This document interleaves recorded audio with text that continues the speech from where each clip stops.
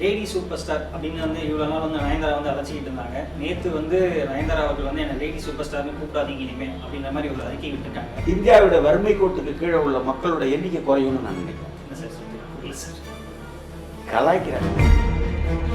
Lady super ஸ்டார்னு கூப்பிடுறதுனால என் தொழில் கிட்ட இருந்தும் ரசிகர்களோட அன்பு கிட்ட இருந்தும் கொஞ்சம் வந்து விலகி நிற்கிற மாதிரி எனக்கு ஃபீல் ஆகுது. அதனால இனிமே வந்து கூப்பிட வேணாம்னு சொல்லியிருக்காங்க. அவங்க லேடிஸ் சூப்பர் ஸ்டார்னு கூப்பிட்டா என்ன கூப்பிடாட்டி என்ன, அதெல்லாம் ஒரு பெரிய மேட்டரே கிடையாது. நமக்கு தேவையுமே இல்லையாது. நம்ம நாட்டு சுதந்திரத்தை பாதிக்கக்கூடிய விஷயமே இல்லையாது. ஸோ அது ஒரு ஒரு ஒரு குறிப்பிட்ட ஒரு ஒரு சதவீதத்தினர் அவங்க அதை மாற மாட்டாங்க. நம்ம அவங்கள ஒதுக்கிட்டு போயிடுவோம். வந்து அஜித் அவர்களோ இல்லை கமல் அவர்களோ வந்து அவங்க வந்து இந்த மாதிரி எனக்கு கூப்பிடாதீங்க, உலக நாயகன் கூப்பிடாதீங்க, தலை அப்படின்லாம் கூப்பிடாதீங்கன்னு சொல்லும் போது அதுக்கு நெகட்டிவிட்டிலாம் நிறைய வரல. என்னமே யாரும் தலைன்னு கூப்பிடாதீங்க, கடவுளேன்னு கூப்பிடாதீங்கன்னு சொன்னாங்க. யாராவது ஒருத்தர் கேட்குறாங்களா? ரஜினி சார் இருக்காங்க, கமல் சார் இருக்காங்க, தம்பி விஜய், தம்பி அஜித், சூர்யா, தனுஷ், யார் எல்லாரும் நிறைய நடிகர்கள் இருக்காங்க. அவங்களும் நடிகராக பாருங்க. சூர்யா அவர்களுடைய ரெட்ரோ மே 1 வந்து ரிலீஸ் ஆகுது அப்படின்ற மாதிரி அவங்க தேதி முதல்ல அறிவிச்சிருந்தாங்க. அதே தேதியில் வந்து துருவ நட்சத்திரம் ரிலீஸ் ஆகும் அப்படின்ற மாதிரி இப்போ தகவல்கள் வருது. திருப்பூர் சுப்பிரமணிய சார் தான் நின்றுட்டு இருக்கிறாரு. ஃப்ரைடே ஃபேக்ஸ் நேயர்களுக்கு வணக்கம். இன்னைக்கு நம்ம கூட யார் இணைஞ்சிருக்காங்க அப்படின்னா தமிழ்நாடு திரைப்பட உரிமையாளர்கள் சங்க செயலாளர் திருச்சி ஸ்ரீதர் அவர்கள் இணைஞ்சிருக்காங்க. வணக்கம் சார். வணக்கம். எப்படி இருக்கீங்க சார்? நல்லா இருக்கேம்மா. லேடி சூப்பர் ஸ்டார் அப்படின்னு வந்து இவ்வளோ நாள் வந்து நயன்தாரா வந்து அழைச்சிக்கிட்டு இருந்தாங்க. நேற்று வந்து நயன்தாரா அவர்கள் வந்து என்ன லேடி சூப்பர் ஸ்டார்னு கூப்பிடாதீங்க இனிமே அப்படின்ற மாதிரி ஒரு அறிக்கை விட்டுருக்காங்க. இந்த விஷயத்தை நீங்கள் எப்படி பார்க்குறீங்க? இந்தியாவோட வறுமை கோட்டுக்கு கீழே உள்ள மக்களோட எண்ணிக்கை குறையும்னு நான் நினைக்கிறேன். என்ன சார் சொல்றீங்க? இல்லை சார், கலாய்க்கிறேன். விட்டுருங்க, அடுத்த சப்ஜெக்ட் போங்க. இல்லை சார், ஏன்னா இதுக்கு முன்னாடி வரைக்கும் வந்து இந்த மாதிரி ஒரு சார் நயன்தாராவை யார் என்ன மாதிரி கூப்பிட்டா சார் நமக்கும் உங்களுக்கும் எனக்கு என்ன சார் வரும்? நயன்தாரா ஒரு படத்தில் நடிக்கிறாங்கன்னு வச்சுக்கோங்களேன், அது நல்லா ஓடிச்சுன்னா தயாரிப்பாளருக்கு, விநியோகஸ்தருக்கு, தியேட்டர்காரங்களுக்கு லாபம். அதை பற்றி மட்டும் பேசுவோம். நயன்தாராவை யார் என்ன பேர் வச்சா என்ன, அவங்களோட திருமணம் அதெல்லாம் அவங்க வந்து இதில் வீடியோ போடுறாங்க, அதெல்லாம் அது அவங்களோட சொந்த விஷயம்.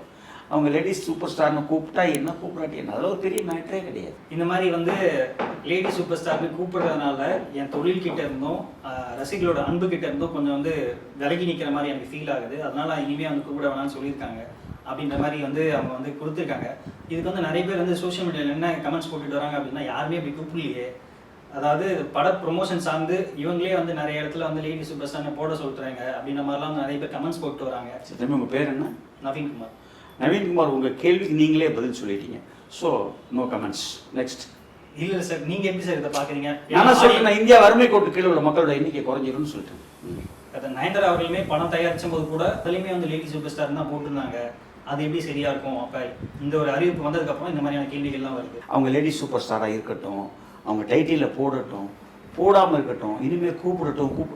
இப்போ அஜித்குமார் கூட ஒரு அறிக்கை கொடுத்தாரு, ஏன்னா இனிமேல் யாரும் தலைன்னு கூப்பிடாதீங்க, கடவுளேன்னு கூப்பிடாதீங்கன்னு சொன்னார். யாராவது ஒருத்தர் கேட்குறாங்களா? அதை கேட்குறாங்களா? தலைன்னு தான் இன்னும் சொல்கிறாங்க, கடவுளேன்னு தான் இன்னும் சொல்கிறாங்க. ஸோ அது ஒரு ஒரு ஒரு குறிப்பிட்ட ஒரு ஒரு சதவீதத்தினர் அவங்க அதை மாற மாட்டாங்க. நம்ம அவங்கள ஒதுக்கிட்டு போயிடுவோம். ஆனால் நாங்கள் ஒதுக்கிட்டு போக முடியும். ஏன்னா அவன் தான் என் தேட்டரில் வந்து காசு கொடுக்குறவன். ஸோ எனக்கு அவன் தெய்வம்.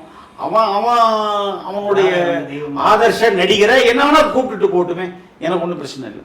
ஏன் இந்த கேள்வி இருக்குன்னா, இதுக்கு முன்னாடி இப்போ நீங்கள் சொன்ன மாதிரி வந்து அஜித் அவர்களோ இல்லை கமல் அவர்களோ வந்து அவங்க வந்து இந்த மாதிரி எனக்கு கூப்பிடாதீங்க, உலக நாயகன் கூப்பிடாதீங்க, தலை அப்படின்லாம் கூப்பிடாதீங்கன்னு சொல்லும் போது அதுக்கு நெகட்டிவிட்டிலாம் நிறைய வரல.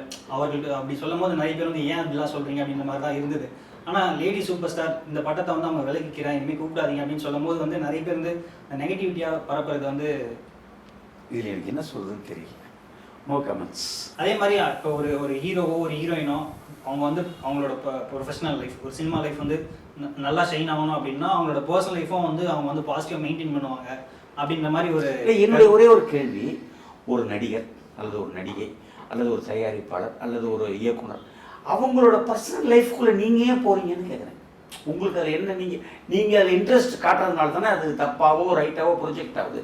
அவங்கள விட்டுருங்களேன் சார். இப்போ சச்சின் டெண்டுல்கர், டோனி, விராட் கோலி அவங்க ஒரு கிரிக்கெட்டர், அவங்க கிரிக்கெட் ஆடுறாங்க. கிரிக்கெட்டை மாத்திரம் விட்டுருங்க. அவர் கோலிக்கு எத்தனை ஒய்ஃபு, தோனியுடைய ஒய்ஃபு என்ன பண்ணுறாங்க, இது நமக்கு தேவையே இல்லை. அதே மாதிரி ரஜினி சார் இருக்காங்க, கமல் சார் இருக்காங்க, தம்பி விஜய், தம்பி அஜித், சூர்யா, தனுஷ், யார் எல்லாரும் நிறைய நடிகர்கள் இருக்காங்க. ஸோ அவங்கள நம்ம நடிகராகவே பார்ப்போம். அவங்களுடைய பர்சனல் லைஃப்குள்ள நம்ம போக வேண்டிய அவசியம் நமக்கு தேவையுமே இல்லையாது. நம்ம நாட்டு சுதந்திரத்தை பாதிக்கக்கூடிய விஷயமே இல்லையாது. அவங்கள நடிகராக பாருங்கள். அவங்க தயாரிப்பாளர் நல்ல சம்பளம் கொடுக்குறாங்க. சில நடிகர்கள் அவங்களே சொந்தமாக கம்பெனி வச்சுருக்காங்க. அந்த லாபம் நஷ்டம் ரெண்டையுமே இப்போ சூர்யா சொந்தமாக கம்பெனி வச்சுருக்கிறாரு, தனுஷ் சொந்தமாக கம்பெனி வச்சுருக்கிறாரு. ஸோ லாபம் நஷ்டம் ரெண்டுமே அவங்கள சேர்ந்தது. அது அவங்க என்ஜாய் பண்ணிட்டு போட்டுமே. நம்ம ஏன் அவங்களோட பர்சனல் லைஃபுக்கு நம்ம ஏன் போகணும்? ஒரு ரசிகர்கள்லாம் வந்து இந்த மாதிரி அவங்க ரசிகர்களுக்கு மட்டும்தான் அந்த கவலை இருக்கும். அது அவங்க படட்டும். நான் தியேட்டருக்காரன், எனக்கு அந்த கவலையெல்லாம் இல்லை. சார், சூர்யா அவர்களுடைய ரெட்ரோ மே 1 வந்து ரிலீஸ் ஆகுது அப்படின்ற மாதிரி அவங்க தேதி முதல்ல அறிவிச்சிருந்தாங்க. அதே தேதியில் வந்து துருவ நட்சத்திரம் ரிலீஸ் ஆகும் அப்படின்ற மாதிரி இப்போ தகவல்கள் வருது. இதில் எதுவும் உண்மை இருக்கா சார்? துருவ நட்சத்திரம் படத்தை பொறுத்த வரைக்கும் எதுவுமே உறுதிப்படுத்தப்படாத தகவல். என்னுடைய மிக நெருங்கிய நல்ல நண்பர் அண்ணன் திருப்பூர் சுப்பிரமணிய சார் தான் அதில் மெனக்கிட்டு இருக்கிறாரு. அதில் கௌதம் வாசுதேவ் மேனன் வந்து ஃபுல்லாக அவருடைய ஒரிஜினலான அந்த கணக்கு, அதில் என்ன ப்ளஸ் மைனஸ் எல்லாத்தையும் சொல்லி அதுக்கப்புறம் பலகட்ட பேச்சுவார்த்தைகளை உட்காந்து பேசி அதை ஒரு கிளியரன்ஸு கொண்டு வரணும். அது மே 1க்கு சாத்தியமானு எனக்கு தெரியல சார். Okay sir. ஏன்னா சாத்தியம் இல்லைன்னு கூட நான் நினைக்கிறேன். ஓகே, ஏன்னா வந்து ஆல்ரெடி வந்து மார்ச் 27 வந்து வீர தீர சூரன் விக்ரம் அவருடைய படமே வந்து ரிலீஸ் ஆகுது கன்ஃபார்ம் பண்ணி ஒரு போஸ்டர்லாம் போட்டாங்க. உறுதியாக வருது சார். 5 ஸ்டார் செந்தில்ங்கிறவர் தமிழ்நாடு ரிலீஸ் பண்ணுறாரு. அது ஒரு ரம்ஜான் வெளியீடு. அதனால தான் வந்து இந்த ஒரு மாதம் கேப்லேயே வந்து இந்த படமும் வருமா? ஏன்னா வந்து ஆல்ரெடி வந்து கௌதம் மேனனுக்கும் சூர்யாவுக்கும் வந்து ஒரு இஷ்யூ இருந்தது. அதனால தான் அவர் துருவ நட்சத்திரம் படத்துலேருந்து வெளியே போயிட்டாரு. இப்போ திருப்பி வந்து துருவ நட்சத்திரம் சூர்யா ரிலீஸ் ஆகுது. இப்போ கௌதம் வாசுதேவ் மேனனுக்கும் சூர்யாவுக்கும் உள்ள பிரச்சனை என்னங்கிறது உங்களுக்கு தெரியுமா? உங்களுக்கு கௌதம் வாசுதேவ் மேனனோ அல்லது சூர்யாவோ ஃபோன் பண்ணி சொன்னாங்களா? இல்லை. அப்போ அது என்னன்றது தெரியாது, விட்டுடுங்க. ஏன்னா வந்து துருவ நட்சத்திரத்தில் துருவ நட்சத்திரம் வருமா வராதான்னு கேட்டீங்க. வரும், ஆனால் மே 1 வருமாங்கிறது வாய்ப்புகள் ரொம்ப குறைவு. அவ்வளோ இந்த கேள்விக்கு தான் பதில். சூர்யாவோட 45 அது வந்து அந்த காம்பினேஷன் பார்த்தாலே வந்து ரொம்ப வந்து சர்ப்ரைசிங்காக இருந்தது. ஆர்ஜே பாலாஜி வந்து ரொம்ப காமெடியா அப்படின்ற மாதிரி தான் வந்து எல்லாருக்கும் தெரியும். அவர் வந்து ஒரு சூர்யா படம் பண்ண போறாரு அப்படின்ற மாதிரி வந்து ஒரு பண்ணிட்டு இருக்காரு அப்படின்ற போது அது ஒரு பெரிய ஹைப்பா இருந்தது. அந்த படம் வந்து எப்போ ரிலீஸ் ஆகும் அப்படின்ற மாதிரி எதுவும் எனக்கு ஐடியா இல்லை, உள்ளபடியே தெரியல. தீபாவளிக்கு வந்து எனக்கு அந்த ஐடியா உள்ளபடியே இல்லை. ஏன்னா அவர் அந்த பாலாஜி படம் முடிச்சுட்டு அதுக்கப்புறம் ரெட்ரோ முடிச்சிட்டார், படமே முடிச்சிட்டார். அது ரிலீஸ் மட்டும்தான் பெண்டிங். அதுக்கப்புறம் ஆர்ஜே பாலாஜி படம். அதுக்கப்புறம் என்னுடைய அனுமானம் சரியாக இருந்தால் தானு சார் படம் வாடிவாசல். ரீசெண்டா வந்து சூர்யா அவர்கள் வந்து இந்த மாதிரியான கதை தேர்வு பண்றது இல்லை அப்படின்ற மாதிரி ஒரு குற்றச்சாட்டு மாதிரி அது நீங்கள் அவர் தான் கேட்கணும். இப்போ வந்து அடுத்தடுத்து இந்த மாதிரியான அவரோட லைனப் இருக்குல்ல சார், இதை பார்க்கும்போது உங்களுக்கு ஏதாவது டிஃபரன்ஸ் இருக்கா? ஒரே ஒரு விஷயம் தான் எனக்கு தெரியும். படம் ரிலீஸ் ஆனால் முதல் ஷோ பார்த்ததுக்கப்புறம் என்ன சொல்ல முடியும்? இப்போ சொல்ல முடியாது, சொல்ல தெரியாது. அடுத்து இப்போ வந்து கூலி super star Lokesh Kanagaraj combo அந்த படத்தோட டீசர் வந்து எப்போ ரிலீஸ் பண்ணுறாங்க அப்படின்ற மாதிரி ஏதாவது தகவல்கள் இருக்கா சார்?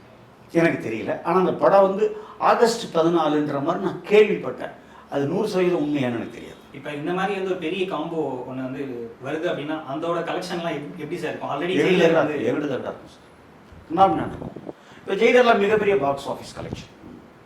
அதே மாதிரி வந்து லோகேஷும் வந்து ஒரு பெரிய டைரக்டர். ஆல்ரெடி வந்து கமல் சாருக்கு ஒரு இண்டஸ்ட்ரி ஹிட் அப்படின்ற மாதிரி திரும்ப சொல்கிறேன். யாருமே பெரிய நடிகர் பெரிய டைரக்டர்ல நல்ல டைரக்டர் நல்ல நடிகர்னு சொல்லி பழகுங்க. பெரிய என்னன்னா ஒரு 8 அடி உயரத்தில் இருப்பாரா, இல்லை ஒரு 300 கிலோ வெயிட் இருப்பார், என்ன எப்படி? அவர் நல்ல இயக்குனர்னு சொல்லுங்க, நல்ல நடிகர்னு சொல்லுங்க. சரி, ஓகே சார். உங்கள் நேரத்துக்கும் நன்றி தம்பி.